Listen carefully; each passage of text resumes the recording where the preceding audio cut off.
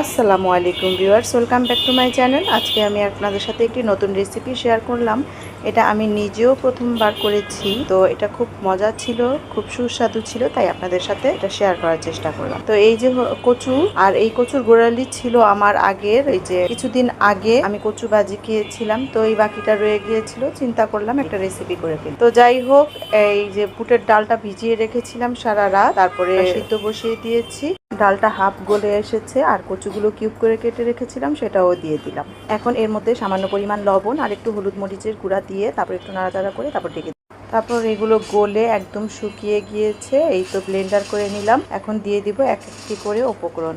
আমি প্রথমেই লবণ দিয়েছিলাম, তারপর আবার একটু পরিমাণ দিলাম, তারপর গোলমরিচ গুঁড়া হাফ চামচ, এখানে হলুদ মরিচ গুঁড়া 1 চা চামচের মতো, আর আদা রসুন পেস্ট 1 টেবিল চামচের মতো, আর মশলা গুঁড়া দিয়ে দিলাম আমি 1 থেকে 1.5 টেবিল চামচের মতো। তারপর জিরা গুঁড়ো দিয়ে দিলাম 1 চামচ, আর এখানে কর্নফ্লাওয়ার 3 টেবিল চামচ নিয়েছি, অর্ধেকটা পরিমাণ দিলাম, আর বাকিটা যদি প্রয়োজন হয় তাহলে আমি পরে দিব।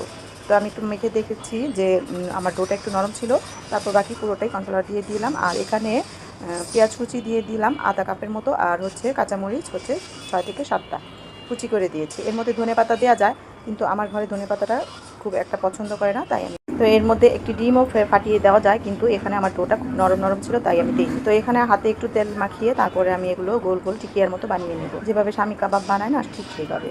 তো যাই হোক, এক এক করে আমি বানিয়ে নিচ্ছি। তো আজকে আমি এটা ফ্রোজেন করে রাখবো, আর যখন এটা ইউজ করব তখন একটি ডিম ভেঙে ফেটিয়ে তারপর এটা কোট করে তারপরে ভেজে তারপর এটা পরিবেশন করব বা খাবো। তো যাই হোক, আমার আজকে রেসিপিটা কেমন লেগেছে আপনারা অবশ্যই ট্রাই করে আমাকে কমেন্টে জানাবেন।